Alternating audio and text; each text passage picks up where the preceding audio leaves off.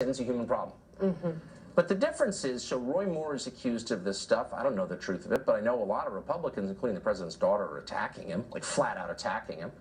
And some are defending him.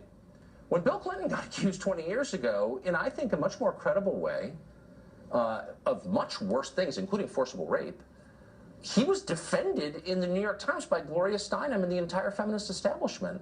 And that seems a meaningful difference to me. And I wonder if, in retrospect, that's regrettable. I do think it is regrettable. I think that when you look back at what happened 25 years ago with the hindsight that we have now, and particularly this national collective moment that we're having where women are, coming out of the woodworks to finally be able to tell their stories of being sexually harassed, sexually assaulted, being even raped. I think that we would see his story and his behavior towards women a lot differently than we did at the time. But again, we have this benefit of seeing it in a different moment. No, because I'm pretty old, and so I remember it really well. That was 30 years after the feminist revolution. That was after we got like a 2-year-long lecture about sexual harassment with Anita Hill and Clarence Thomas, where no physical contact was even alleged. People were exquisitely sensitive about it then. The no means no thing. I was in college, 10 years before. I remember it really well. That's not why he got a pass. He got a pass because he vetoed 2 partial birth abortion bills. Yeah, and I think it was also 25 years ago. I mean, look, I really do think that there is a very big difference right now. You have Mitch McConnell coming out and saying, I believe these women about Roy Moore.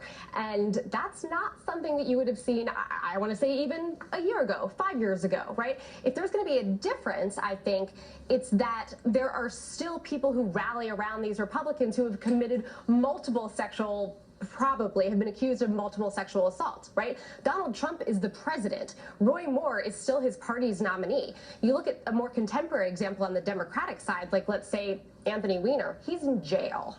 Well, I don't know. Ted Kennedy, the Lion of the Senate, killed a woman and left her to drown in a car. No one disputes that. He was drunk driving. He went off the bridge. He never even reported it, okay?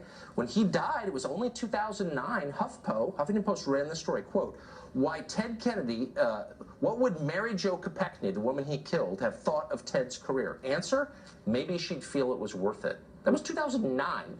HuffPost making the case. Talking about an incident that was happening in, what, the 60s? I mean, again, we're talking about a very different time. He killed a woman and served until 2009.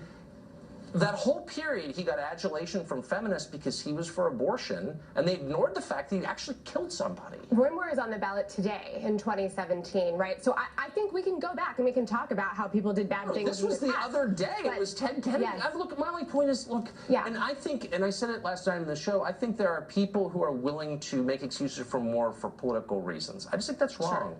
Sure. I do. I think you should assess things on the facts, okay? Yeah. I'm accused of something. Don't tell me some other. I don't want my kids to get away with that crap. Just answer the question, right? Right. But I'm just saying, we've got a decades-long history of the left putting politics ahead of women. And, like, I don't want to have to pretend that's okay, because it's not okay.